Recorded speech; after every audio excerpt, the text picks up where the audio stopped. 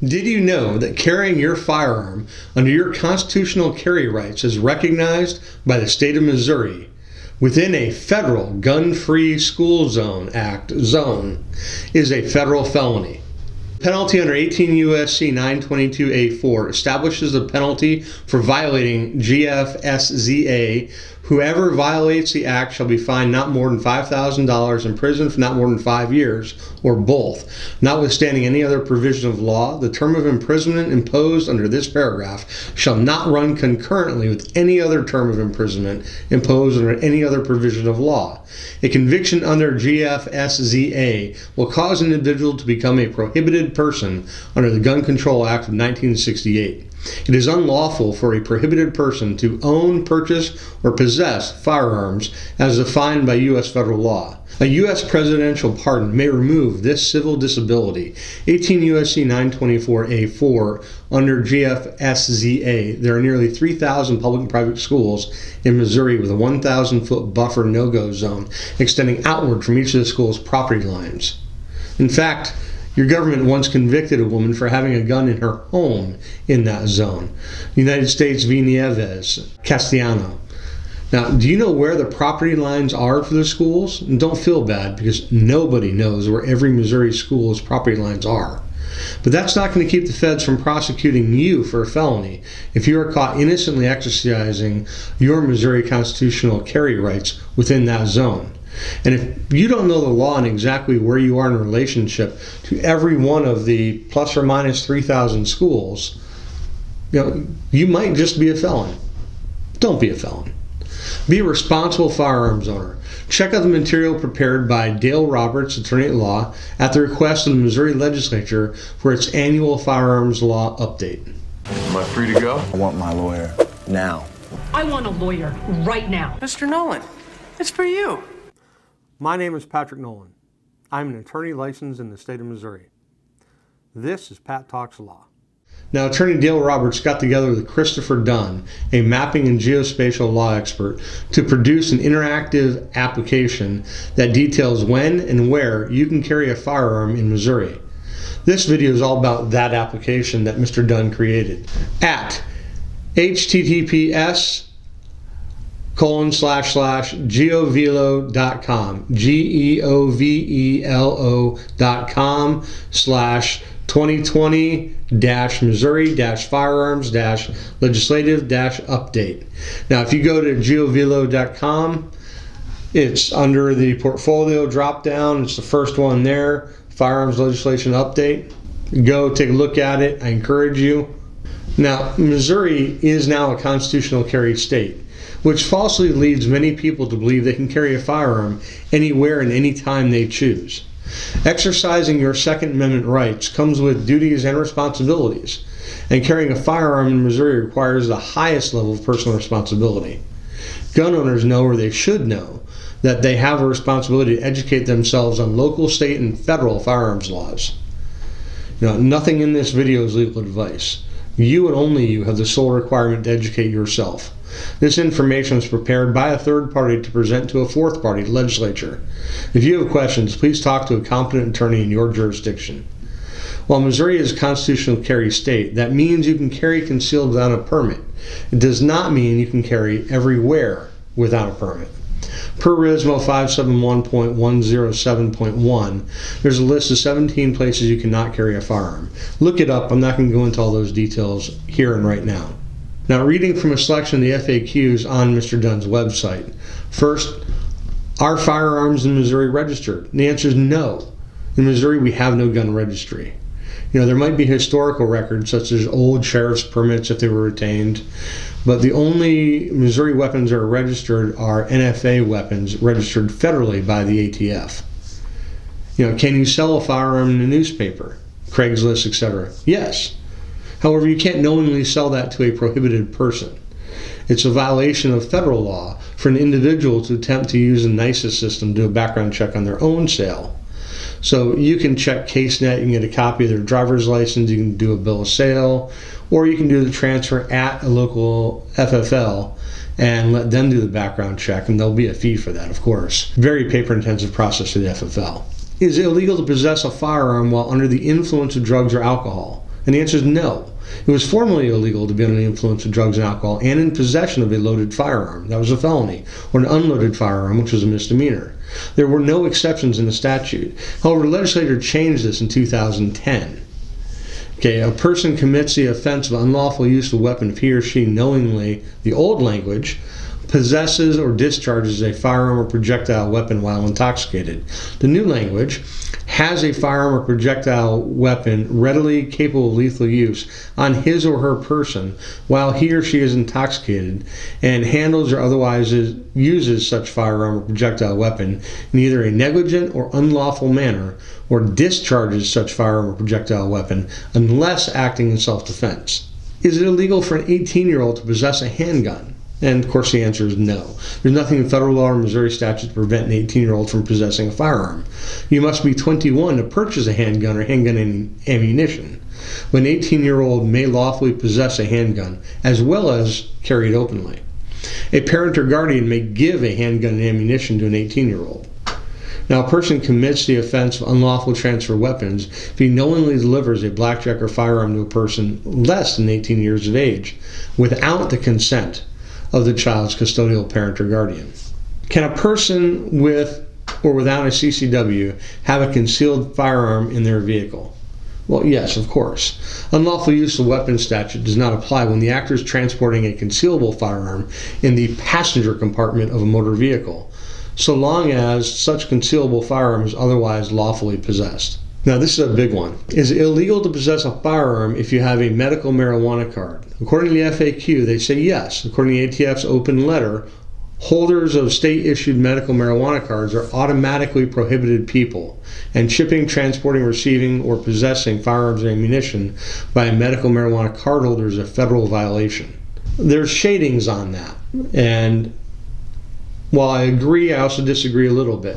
The Wilson v. Lynch case that we talked about in the previous video that we'll link to in the description does say that it's prima facie evidence that a person is a disqualified person. It does say that it's prima facie evidence that a person with a medical marijuana card is a disqualified person and they can't purchase. However, the decision in the Wilson v. Lynch case also went on in dicta to talk about how that doesn't bar somebody from possessing an already purchased firearm. So that is still a very much up in the air thing. I don't think we have a solid court opinion on that. Will you be arrested and charged? Possibly. But do we have a solid case law to point to that says that that is mere possession if you have a medical marijuana card is illegal under federal law? I can't go quite that far yet.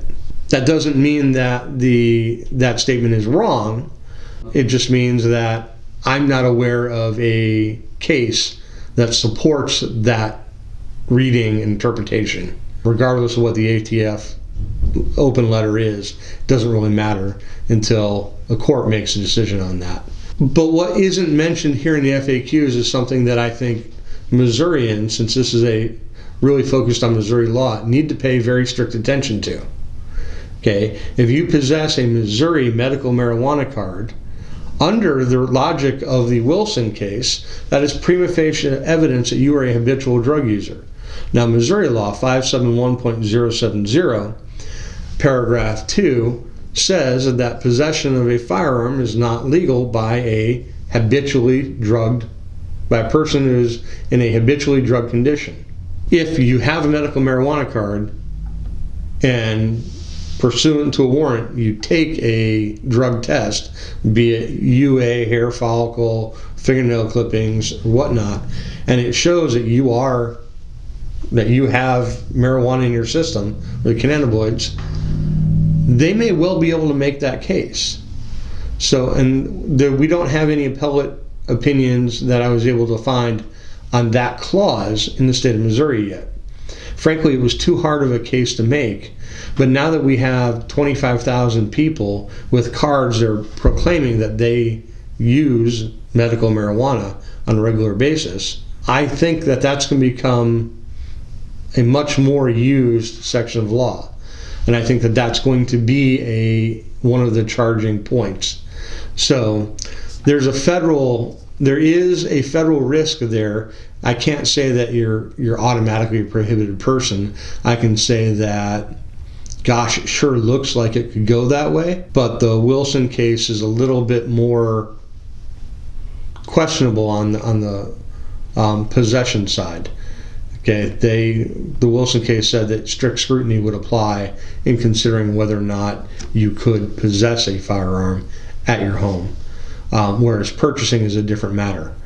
So, you got to be careful and look into that. Now, another one of the FAQs they have is it illegal to carry a firearm into a building posted with one of those no firearm signs? Okay. And as they say, quote, this is probably the most widely misunderstood section in Chapter 571. No, it is not illegal. The statute does not say it is illegal. It does not say it is prohibited by law. It only says that because you have a CCW, it is not authorized. Moreover, 571.107.2 goes on to state that, quote, carrying a concealed firearm in a location specified in subdivisions 1 to 17 by any individual who holds a concealed carry permit issued shall not be a criminal act, but may subject a person to denial of the premises or removal from the premises. So you can lawfully carry into those places unless the location is a federal building. Now, question 12, does that mean if I have a CCW, I can go ahead and carry in each of those locations except in government buildings? Well, yeah, you can, and it's not a crime under statute. However, if you carry into one of those places and you are asked to leave and you refuse, they call the police, and the police ask you to leave, and you still refuse, then you may, now that isn't shall, it's not a requirement, but you may receive a ticket. And that ticket's not to exceed $100 for the first offense. So if you have a CCW license, you may lawfully enter a bar, a business that's posted in an arena, a church, etc. But you might not want to create that situation. So give it some thought. So those 17 places include schools. So if you have a CCW permit in school, can you lawfully carry in a public or private school? Awesome question. And the answer is actually one of the points of this entire video. You can carry in a school. But I'm not going to take too much away from their app. I want you to go look at the app that Mr. Dunn has created. Check out the link. Go to his website. Open it up. He's got all the schools he knows of that are mapped out. Around 3,000 schools throughout the state of Missouri. And on the interactive part, you've got the school, and it has a circle. It doesn't have the actual geographic boundaries of the school's property fully marked out. You can't really do that. So what he did is he also created a 2,000-foot caution zone around those schools. So go and take a look at it and play around with the different layers. It's there for you to use. It's a phenomenal resource. And you absolutely 100% should take a look at it if you are carrying a firearm in the state of Missouri, with or without a CCW.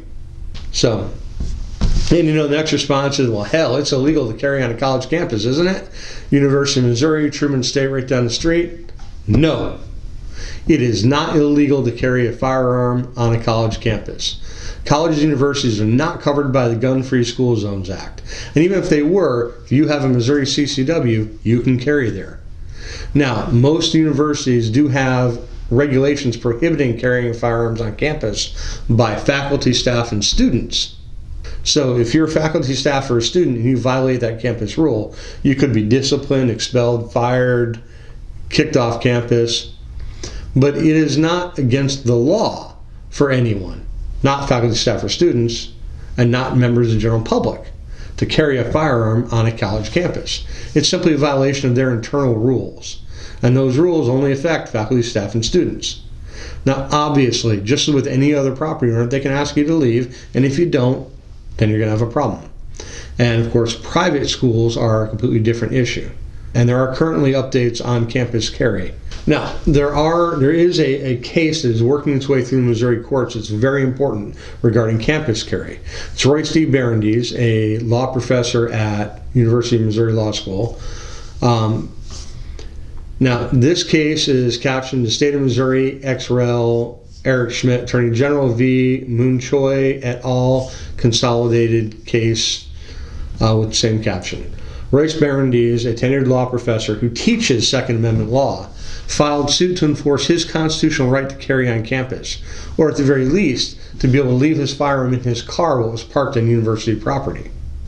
The university's counsel actually said in open court, the Second Amendment doesn't apply on campus. It's ridiculous.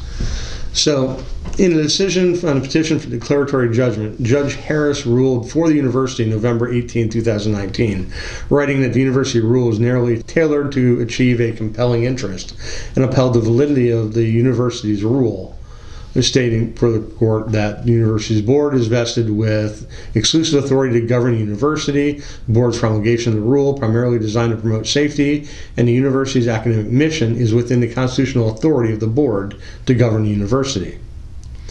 These consolidated cases are now on appeal to the Missouri Western District Court of Appeals. Now, how they're going to end up, I don't know. But they are going to wind up in the Missouri State Supreme Court at some point. When that happens, everybody that's interested in firearms law is going to be doing a video on it, including me. So, at this moment, the takeaways from this video are, 1, take a look at this app.